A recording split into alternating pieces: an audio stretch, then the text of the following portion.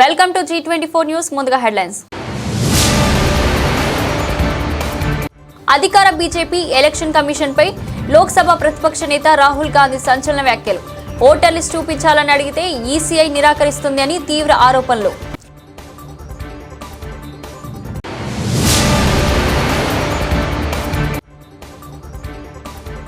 ఈ రాష్ట్రాన్ని కాంగ్రెస్ గుండాలు కార్యకర్తలు నడుపుతున్నారు. బీఆర్ఎస్ వర్కింగ్ ప్రెసిడెంట్ కేటీఆర్ ఎద్దేవా.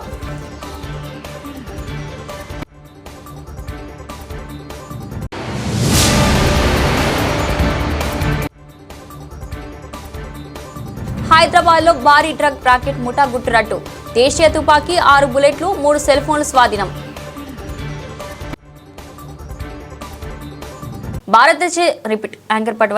భారతదేశం అంతటా 26 ప్రభుత్వ హోమియోపతి రీసెర్చ్ సెంటర్లు ఉన్నాయి. వీటిలో ఒక్కటి కృష్ణా జిల్లాలోని గుడివాడ టాప్ 2 స్థానంలో నిలిచింది. ఇక్కడ అన్ని రకాల వైద్య సేవలు ఉచితంగా చేస్తారు. వ్యక్తి ఆరోగ్య పరిస్థితిని బట్టి అనుభవం కలిగిన వైద్యులు హోమియోపతి మెడిసిన్ ఇస్తారు. ఈ మందులతో శాశ్వత పరిష్కారం లభిస్తుందని వైద్యులు చెబుతున్నారు.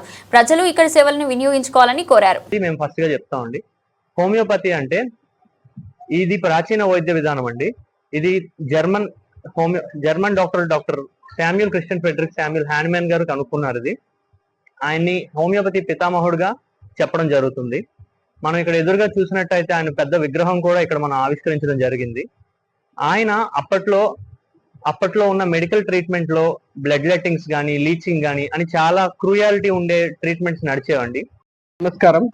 ఇవాళ గుడివాడలోని గుర్రాజు కాలేజ్ లో మేమందరం డాక్టర్స్ అందరం సమావేశమై ఇవాళ హోమియోపతి యొక్క వైద్య విధానంలో ఉన్నటువంటి వ్యాధుల గురించి మనం తెలుసుకొని దాని యొక్క చికిత్సా విధానం కూడా గురించి పూర్తిగా అవగాహన తెలుసుకున్నాము. మొదటగా బీపీ, ఇంకా థైరాయిడ్, ఇంకా షుగర్ సమస్యలకి హోమియోలో చక్కని పరిష్కారం ఉంది. ఉదాహరణకి బీపీతో ఎవరైనా బాధపడుతుంటే వారి యొక్క రోగి రుగ్మతతో ఉన్నటువంటి ఆ టెన్షన్ యొక్క బీపీ అనేది నివారించడానికి తగినటువంటి వైద్యము మందుల ద్వారా మేము ఇచ్చి దాన్ని నయం చేస్తాము. ఇంకా రక్తహీనత ఎక్కువగా మనం గమనిస్తే యుక్త వయసులో ఉన్నటువంటి ఆడవాళ్లలో వచ్చినటువంటి ఈ రక్తహీనత జబ్బులను, ఇంకా పీసీఓడి, అనీమియా, ఇంకా థైరాయిడ్ మరియు ఏదైనటువంటి యుట్రైన్ కి సంబంధించినటువంటి గర్భాశయంలో మరి పిత్తాశయంలో ఉన్నటువంటి రాళ్ళు, కిడ్నీలో రాళ్ల సమస్యలు కూడా ఇక్కడ పరిష్కరించబడతాయి. ఇంకా నరాల యొక్క బలహీనత, మెదడు గాపు, మెదడులో ఉన్నటువంటి నరాల కదలికలు సమస్యలు ప్రతి ఒక్కటి కూడా క్షుణ్ణంగా రోగి యొక్క లక్షణాలు తెలుసుకొని దానికి తగినటువంటి మందులు ఇవ్వడం ద్వారా రోగి శాశ్వతముగాను మరియు ఆరోగ్యముగాను తయారవుతారు. అధికార బీజేపీ ఎలక్షన్ కమిషన్ పై లోక్సభ ప్రతిపక్ష నేత రాహుల్ గాంధీ సంచలన వ్యాఖ్యలు చేశారు. దేశంలో ఎన్నికల చోరీ జరుగుతుంది. గతంలో మహారాష్ట్ర, కర్ణాటకలో 1 కోటి మంది కొత్త ఓటర్లను యాడ్ చేశారు. వారి కుట్ర మాకు తెలిసిపోవడంతో తాజాగా బీహార్లో ప్లాన్ మార్చారు. అక్కడ 52 లక్షల ఓటర్లను తొలగించి కొత్త జాబితా తెస్తున్నారు. ఓటర్ లిస్టు చూపించాలని అడిగితే ఈసీఐ నిరాకరిస్తుంది అని తీవ్ర ఆరోపణలు చేశారు. सिर्फ 52 लाख की बात नहीं है, सिर्फ बिहार की बात नहीं है. महाराष्ट्र में इन्होंने चीटिंग की. हमने सवाल पूछे इलेक्शन कमीशन से, वोटर लिस्ट दिखाइए. इन्होंने वोटर लिस्ट नहीं दिखाई. हमने कहा कि वीडियोग्राफी दिखा दीजिए. वीडियोग्राफी का कानून बदल दिया. 1 करोड़ नए वोटर्स आए थे महाराष्ट्र में और इलेक्शन चोरी किया. ठीक है. कर्नाटक में हमने रिसर्च की है थोड़ी. कर्नाटक में हमने भयंकर चोरी पकड़ी है. मैं ब्लैक एंड व्हाइट में आपको दिखाऊंगा, इलेक्शन कमीशन को दिखाऊंगा. ठीक है, ब्लैक एंड व्हाइट में कि कैसे चोरी की जाती है, कहां की जाती है. कर्नाटक में ब्लैक एंड व्हाइट में है हमारे हाथ में. ठीक है, ब्लैक एंड व्हाइट. ठीक है, और यही काम इनको पता लग गया है कि इनका जो गेम है हम समझ गए हैं. एक सेकेंड. हाँ, लोकसभा चुनाव की बात है. हमने एक कंस्टिट्यूएंसी चुनी, वहां पे हमने डीप डाइव किया. क्योंकि प्रॉब्लम क्या है, ये वोटर लिस्ट देते हैं पेपर में, और पेपर की जब वोटर लिस्ट आती है उसको एनालाइज किया नहीं जा सकता. तो एक कंस्टिट्यूएंसी ने हमने पूरी की पूरी वोटर लिस्ट ली, उसको डिजिटल फॉर्मेट किया. 6 महीने लगे हमने, मगर हमने सारा का सारा मतलब इनका सिस्टम निकाल दिया है. ये कैसे करते हैं, कौन वोट करता है, कहां से वोट होता है, कैसे नए वोटर बनते हैं, पूरा का पूरा हमें मालूम है. चोरी का फॉर्मेट बदल दिया इन्होंने. नहीं, अब इनको समझ आ गई बात. ठीक है, और अब इन्होंने क्या किया है, कि अब हम बिहार का पूरा सिस्टम नए तरीके से करेंगे, वोटर डिलीट करेंगे और नए तरीके से वोटर लिस्ट लाएंगे। हिंदुस्तान में इलेक्शन चोरी किए जा रहे हैं, ये रियलिटी है हिंदुस्तान की। Thank you.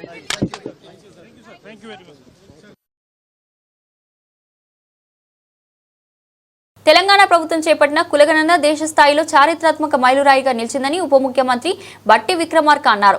మంగళవారం సచివాలయంలో ఆయన మీడియాతో మాట్లాడుతూ తెలంగాణలో కులగణన చేపట్టిన అనంతరం దేశవ్యాప్తంగా ఈ అంశంపై చర్చ ప్రారంభమైందన్నారు.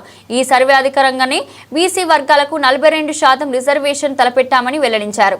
ఈరోజు తెలంగాణ రాష్ట్రం చేసినటువంటి ఈ సర్వే పైన తెలంగాణ రాష్ట్ర ప్రభుత్వం చేసినటువంటి ఈ సిపెక్ సర్వే ఒక చారిత్రాత్మకమైనటువంటి సర్వేగా ఈరోజు దేశంలో నిలబడిపోతా ఉంది. క్యాస్ట్ సర్వే సిపెక్ సర్వే కంటే ముందు, సిపెక్ సర్వే తర్వాత అనేటువంటి అంశం ఈరోజు కేవలం తెలంగాణ రాష్ట్రంలోనే కాదు, దేశవ్యాప్తంగా కూడా దీనిపైన చర్చ జరుగుతా ఉంది. Post caste survey, pre caste survey.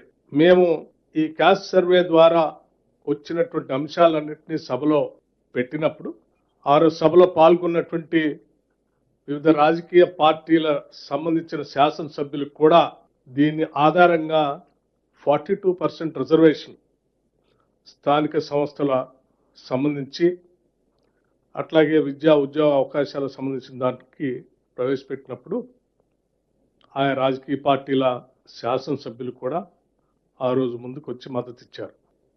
గతంలో ఒకసారి మనం పరిశీలన చేస్తే అసలు ఇటువంటి క్యాస్ట్ సర్వేనే అవసరం లేదని చెప్పినటువంటి ప్రధానమంత్రి నరేంద్ర మోడీ గారు పార్లమెంట్లో చెప్పిన స్టేట్మెంట్, అటువంటి స్థాయి నుంచి చివరికి తెలంగాణలో చేసినటువంటి ఈ సిపెక్ సర్వే వల్ల దాని అవసరాన్ని గుర్తించి చివరికి కాంగ్రెస్ పార్టీకి సంబంధించిన ఈ కార్యక్రమానికి అసలు నాంది అట్లాగే డ్రైవ్ చేసినటువంటి వ్యక్తులు శ్రీ రాహుల్ గాంధీ గారి ఆలోచనని చివరికి నరేంద్ర మోడీ గారు కూడా, భారత ప్రభుత్వం కూడా తప్పనిసరి పరిస్థితుల్లో ఒప్పుకొని భవిష్యత్తులో మేము కూడా సెన్సస్ లో భాగంగా కాస్ట్ సర్వేని కూడా ఇంక్లూడ్ చేస్తామని చెప్పి ఇవాళ ఒక నిర్ణయం తీసుకునేంత స్థాయికి తెలంగాణ రాష్ట్ర ప్రభుత్వం తీసుకొచ్చిందని చెప్పడానికి నేను నిజంగా సంతోషిస్తా ఉన్నాను.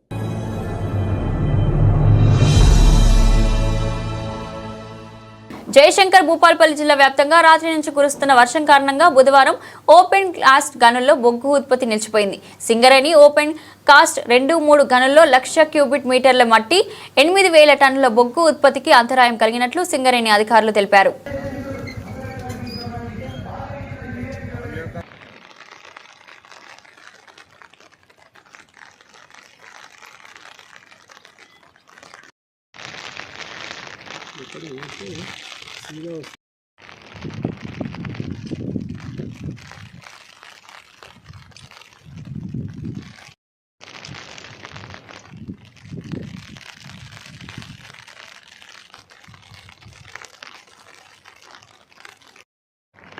తీర్తాను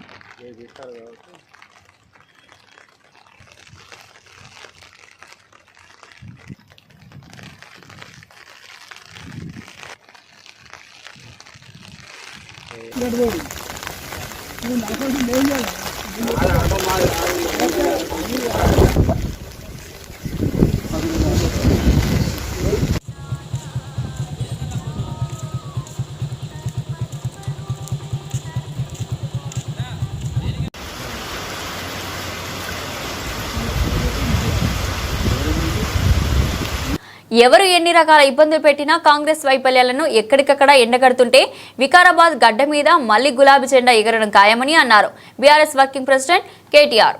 నేను మళ్ళీ చెప్తున్నా మీకు అనిల్ గారు, మీ అదేవిధంగా మీ మండల పార్టీ అధ్యక్షులందరికీ, పోలీసు నెగురుడికి అధికారులు కాంగ్రెస్ పార్టీ కార్యకర్తల్లాగా పనిచేస్తున్నారనే మీ ఆవేదనకు అర్థం ఉంది. నిజంగా కూడా అట్లే జరుగుతూ ఉంది. చాలా విచిత్రంగా ఉంది. నిన్నగాక మొన్న నేను చూసిన బాల్కొండలో పోలీస్ స్టేషన్లో కాంగ్రెస్ పార్టీలో ప్రెస్ మీటింగ్ పెట్టించారు. ఏం చేయాలి మనం? పోలీస్ స్టేషన్ లోపల కాంగ్రెస్ వాడు ప్రెస్ మీట్ పెట్టిండు. నేను డీజీపీ గారికి చెప్పిన, సపరేట్గా వాళ్ళకి ఆయనతో యూనిఫామ్ ఇచ్చి వాళ్ళని నడుపుకోమని రాదు, ఎందుకు మీ పోలీసు వాళ్ళని నేను చెప్పిన. నిజం కాదా? గంత ఇజ్జత్ వ్యవహారం నడుస్తూ ఉంది ఇలా రాష్ట్రంలో. ఎవరు ఏమనుకున్నా ఇది వాస్తవం. మల్కాజ్గిరిలో ఇంకా ఘోరం. ఇద్దరు గుండగాళ్ళు వచ్చి రోడ్డు మీద గంట సేపు ట్రాఫిక్ జామ్ చేస్తే ట్రాఫిక్ పోలీసు వాడు ఏం చేస్తుండు, వాడు లోకల్ సిఐ ఏం చేస్తుండు, ఆ లోకల్ సిఐని ఆ గుండగాడు బానెట్ మీద నీ కూర్చొని ఇక్కడ రా వాన్ సంగతి చూడు వీని సంగతి చూడంటే ఈ రాష్ట్రం ఎవరు నడుపుతున్నారు? కొంతమంది గూండాలు కాంగ్రెస్ కార్యకర్తలు నడుపుతా ఉన్నారా? ఇంత హీనంగా ప్రవర్తిస్తారా? అందుకే వీళ్ళందరికీ ఒక్కటే మందు, సర్వరోగ నివారణ ఏంటిది? జిందా తిలిస్మాత్. గట్లనే మీరు రేపు లోకల్ బాడీ ఎన్నికల్లో గులాబీ జెండా ఎగిరేస్తే వీళ్ళందరూ లైన్ కట్టి ఆనంద్ ఇంటికాడ మీ ఇంటికాడ నిలబడకపోతే నన్ను పట్టుకోండి. గట్టిగా మీరు గట్టిగా తలుసుకొని జెడ్పీటీసీలు ఎంపీటీసీలు కొట్టండి. 100% నేను చెప్తున్నా. అరే రాష్ట్రంలో గాలి మళ్ళీందిరాబాయ్, సపరేట్గా మనం కూడా తో పట్టవలసిందే. కేసీఆర్ గారు మళ్ళీ తిరిగి అయితేనే ఉన్నాడు ముఖ్యమంత్రి. సపరేట్గా మనం కూడా మంచిగా మెసలకుండా ఉంటే మంచిది. అధికం చేస్తే కాంగ్రెస్ వాళ్ళ పేరు చెప్పి కాంగ్రెస్ వాళ్ళ మాటలని మనం కూడా సంకనాకి పోతాం రాని వాళ్ళు కూడా అర్థం చేసుకుంటారు, మీ తోవకు వస్తారు. ఎక్కడికక్కడ మీరిగిన మీ సమస్యలు తశ్వ చేసుకుంటే 100% చెప్తున్నా, వికారాబాద్ జిల్లా మీద మళ్ళీ గులాబీ జెండా కొందరిలోనే ఎగురుతుంది. కాబట్టి ఎక్కువ టైం ఏం లేదు, మీరు బాధపడేది కూడా ఏం లేదు. మళ్ళా 2-2.5 ఏళ్లలోనే కేసీఆర్ గారు తిరిగి ముఖ్యమంత్రిగా రాబోతున్నారు. కాబట్టి అందరం నిబ్బరంగా గుండె ధైర్యంతో ముందుకు పోదాం. ఎవరు ఎన్ని రకాల ఇబ్బందులు పెట్టినా, ఎవరు ఎన్ని రకాల ప్రయత్నాలు చేసినా ఇక ఆరిపోయే దీపానికి వెలుగెక్కువ అన్నట్టు రేవంత్ రెడ్డి కూడా లొల్లెక్కువ, మీ కాడ కూడా లొల్లి ఎక్కువ అవుతుంది.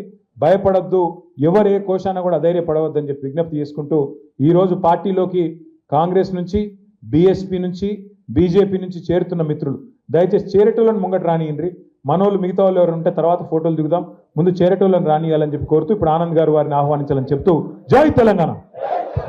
రేవంత్ రెడ్డి మహిళలకు 300 కోట్ల వడ్డీ లేని రుణాలు ఇచ్చి 30 రోజుల పాటు సంబరాలు జరుపుకోమని చెప్తున్నాడు. మన బీఆర్ఎస్ ప్రభుత్వం హయాంలో 3000 కోట్ల వడ్డీ లేని రుణాలు ఇచ్చాం. రేవంత్ రెడ్డి బీఆర్ఎస్ హయాంలో ఒక్క రేషన్ కార్డు కూడా ఇవ్వలేదని చెప్తున్నాడు. కానీ మన హయాంలో 6.5 లక్షల రేషన్ కార్డులు ఇచ్చామన్నారు బీఆర్ఎస్ వర్కింగ్ ప్రెసిడెంట్ కేటీఆర్. నిన్నగాక మొన్న కాంగ్రెస్ వాళ్ళది పేపర్ స్టేట్మెంట్ చూసిన నేను, 300 కోట్లు వేసిరట మన ఆడబిడ్డలకు వడ్డీ లేని రుణాలకు. దానికి నెల రోజులు సంబరాలు చేసుకున్నాడు. 300 కోట్లు వేసి 30 రోజులు సంబరాలు చేసుకోవాలన్నట. ఇది వాళ్ళ కాంగ్రెస్ వాళ్ళ లెక్క. మన ప్రభుత్వంలో మనం ఎంత ఇచ్చినాం ఎరికేనా మీకు? 3000 కోట్లు ఇచ్చినాం వడ్డీ లేని రుణాలు, కానీ చెప్పుకోలేదు. ఎందుకంటే మనం ఏమనుకున్నాం, రేషన్ కార్డులు ఇచ్చుడు గొప్ప పనేం కాదు, వడ్డీ లేని రుణాలకు పైసలు ఇచ్చుడు గొప్ప పనేం కాదు, ఫీజు రీయింబర్స్మెంట్ ఇచ్చుడు గొప్ప పనేం కాదు, ఇవి రొటీన్గా జరిగే పనులే కదా. కొత్తవి రైతు బంధో దళిత బంధో పెద్ద కార్యక్రమాలు చేస్తే పెద్దగా చెప్పుకోవాలి, కానీ ఇవేమి చెప్పుకునేది అని మనం అనుకున్నాం. ఇక ఎంత గలీజ్ అంటే వ్యవహారము. ముఖ్యమంత్రి మాట్లాడతాడు, ఆయన వెంబడ వరుసగా మంత్రులందరూ మాట్లాడతారు. ఏమంటారు వాళ్ళు? ఒక్క కార్డు ఇవ్వలే రేషన్ కార్డు అంటారు. ఇగో ఇక్కడనే ఉన్నారు జగదీశ్వర్ రెడ్డి గారు, అక్క ఉన్నారు, నేనున్నా, మేమందరం మంత్రులుగా అందరం 6.5 లక్షల కార్డులు, ఒకటి కాదు రెండు కాదు, 6.5 లక్షల కార్డులు మన ప్రభుత్వంలో ఇచ్చుకున్నాం. 90,000 ఒక్క రంగారెడ్డి జిల్లాకి వచ్చినాయని చెప్పి ఇప్పుడు అక్క గుర్తు చేస్తూ ఉన్నారు. ఎందుకు చెప్తున్నా అంటే, మనము రేషన్ కార్డు ఇచ్చుడేదో గొప్ప పని అనుకోలే, మనం రొటీన్గా జరిగే వ్యవహారమే కదా. మీ సేవా సెంటర్లా లేకపోతే ఎంఆర్ఓ ఆఫీస్లా దరఖాస్తు పెట్టుకుంటే అయ్యే పని. దానికి రేషన్ కార్డుల పండుగ అని చెప్పి ముఖ్యమంత్రులు సభలు పెట్టి దానికి సన్నాయి నొక్కులు నొక్కాలని మనకు తెలియకపోయా. అది గొప్ప పని అనుకోలే మనం. 300 కోట్లు ఇచ్చి 3000 కోట్ల ప్రచారం చేయాలని మనకు తెలియలేదు, మనం అనుకోలేదు గొప్ప పని అని. ఇంకా ఘోరం ఏంది అంటే, ఇంకా ఘోరం ఇలా మనం మర్చిపోతున్నాం. ఇగో కాంగ్రెస్ చేసిన 3 మోసాలు, 6 గ్యారంటీలు, అందులో 3 మోసాల గురించి నేను చెప్తాను మీకు. ఇగో చూడుర్రి, చేయూత, ఇక్కడ వెనక రాహుల్ గాంధీ బొమ్మ, ఇది గ్యారంటీ కార్డు, కాంగ్రెస్ వాళ్ళు ఇంటింటికి వచ్చిన గ్యారంటీ కార్డు. ముసలోళ్ళకు 4000 పెన్షన్ ఇస్తాం. ఇగో ఇక్కడ మహాలక్ష్మి నెలకు 2500, పిల్లలకు యువ వికాసం 5 లక్షలు. ఎంతమందిని మోసం చేశారు చూడిగో. ముసలోళ్ళకు 4000 మోసం. ఇప్పటికి 20 నెలలు అయింది కాంగ్రెస్ ప్రభుత్వం వచ్చి. ఒక్కొక్క ముసలమ్మకు ఎంత బాకీ ఉన్నాడు రేవంత్ రెడ్డి? 40,000 బాకీ ఉన్నాడు. 2,000 వస్తున్నాయి కదా, దానిలో కూడా 2 నెలలకు కొట్టిండు అనుకో, 2 నెలలకు కొట్టిండు, అవి కూడా కలుపుకుంటే పెరుగుతుంది. అట్లే మరి పిల్లలకి ఎంత బాకీ ఉన్నాడు? మరి 5 లక్షల భరోసా కార్డు ఇస్తా అన్నాడు, స్కూటీలు ఇస్తా అన్నాడు, ఆడపిల్లలకు 2,500 ఇస్తా అన్నాడు. మరి 20 నెలలు ఇంటూ 2,500 అంటే ఎంత? ఒక్కొక్క ఆడబిడ్డకి ఎంత బాకీ ఉన్నాడు? 50,000 బాకీ ఉన్నాడు. ఇది మనము ఎంత సిగ్గులేని వాళ్ళు అంటే ఈ కాంగ్రెస్ వాళ్ళు. ఇగో రాహుల్ గాంధీ ఫోటో పెట్టి గ్యారంటీ కార్డు, ఇదో క్రెడిట్ కార్డు లెక్క ఇవ్వడం చూస్తే నిజంగా మోసపోవాలి.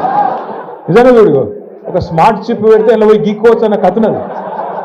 అట్లా పెట్టి మొత్తానికి అందరినీ ఇగో మహాలక్ష్మి 2,500 అని చెప్పి రంగురంగుల కార్డులు ముద్రించి ఆయనతో అరిచేతుల వైకుంఠం చూపెట్టి ఓట్లేయించుకున్నారు.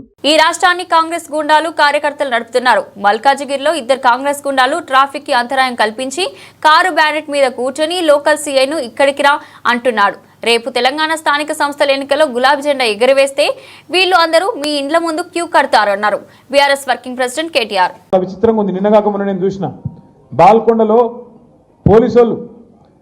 పోలీస్ స్టేషన్లో కాంగ్రెస్ పార్టీలో ప్రెస్ మీటింగ్ పెట్టించారు. ఏం చేయాలి మనం? పోలీస్ స్టేషన్ లోపల కాంగ్రెస్ వాడు ప్రెస్ మీట్ పెట్టిండు. నేను డీజీపీ గారికి చెప్పిన, సపరేట్గా వాళ్ళకి ఆయనతో యూనిఫామ్ ఇచ్చి వాళ్ళని నడుపుకోమని రాదు, ఎందుకు మీ పోలీసు వాళ్ళని నేను చెప్పిన. నిజం కాదా? గంత ఇజ్జత్ వ్యవహారం నడుస్తూ ఉంది ఇవాళ రాష్ట్రంలో. ఎవరు ఏమనుకున్నా ఇది వాస్తవం. మల్కాజ్గిరిలో ఇంకా ఘోరం. ఇద్దరు గుండగాళ్ళు వచ్చి రోడ్డు మీద గంట సేపు ట్రాఫిక్ జామ్ చేస్తే ట్రాఫిక్ పోలీసు వాడు ఏం చేస్తుండు, వాడు లోకల్ సిఐ ఏం చేస్తుండు, ఆ లోకల్ సిఐని ఆ గుండగాడు బానెట్ మీద నీ కూర్చొని ఇక్కడ రా, వాన్ సంగతి చూడు, వీని సంగతి చూడంటే ఈ రాష్ట్రం ఎవరు నడుపుతున్నారు? కొంతమంది గూండాలు కాంగ్రెస్ కార్యకర్తలు నడుపుతా ఉన్నారా? ఇంత హీనంగా ప్రవర్తిస్తారా?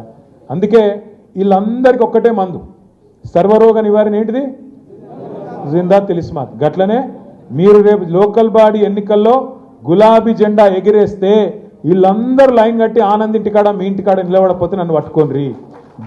మీరు గట్టిగా తలుసుకొని జెడ్పీటీసీలు ఎంపీటీసీలు కొట్టండి. 100% నేను చెప్తున్నా. అరే రాష్ట్రంలో గాలి మళ్ళీందిరాబాయ్, సపరేట్గా మనం కూడా తోవ పట్టవలసిందే. కేసీఆర్ గారు మళ్ళీ తిరిగి అయితేనే ఉన్నాడు ముఖ్యమంత్రి. సపరేట్గా మనం కూడా మంచిగా మెసలకుండా ఉంటే మంచిది. అధికం చేస్తే కాంగ్రెస్ వాళ్ళ పేరు చెప్పి కాంగ్రెస్ వాళ్ళ మాటలని మనం కూడా సంకనాకి పోతాం రా అని వాళ్ళు కూడా అర్థం చేసుకుంటారు, మీ తోవకు వస్తారు. హైదరాబాద్ లో నార్కోటిక్ ఎన్ఫోర్స్మెంట్ బేగం బజార్ పోలీసులు సంయుక్తంగా దాడి చేసి 100 గ్రాముల ఎంఈఓడబ్ల్యూ డ్రగ్, దేశీయ తుపాకీ, 6 బుల్లెట్లు, 3 సెల్ ఫోన్లు స్వాధీనం చేసుకున్నారని సిపి ఆనంద్ ఈ రోజు తెలిపారు. అరెస్ట్ అయిన వారిలో 2 రాజస్థాన్ కు చెందిన ట్రాన్స్పోర్టర్లు, 1 స్థానిక డ్రగ్ పేడర్లు ఉన్నారన్నారు. వారిపై కేసు నమోదైందని తెలిపారు. ప్రజలు డ్రగ్స్ కు దూరంగా ఉండాలని సూచించారు.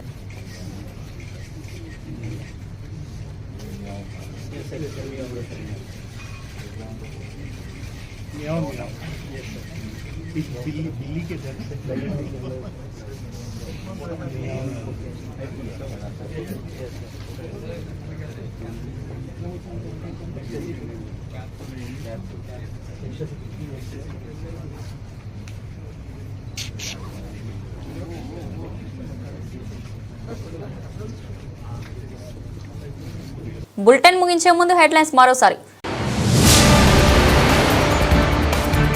అధికార బీజేపీ ఎలక్షన్ కమిషన్ పై లోక్సభ ప్రతిపక్ష నేత రాహుల్ గాంధీ సంచలన వ్యాఖ్యలు. ఓటర్ లిస్ట్ చూపించాలని అడిగితే ఈసీఐ నిరాకరిస్తుంది అని తీవ్ర ఆరోపణలు.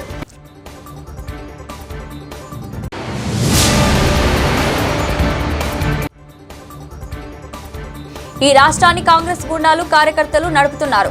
బీఆర్ఎస్ వర్కింగ్ ప్రెసిడెంట్ కేటీఆర్ ఎద్దేవా.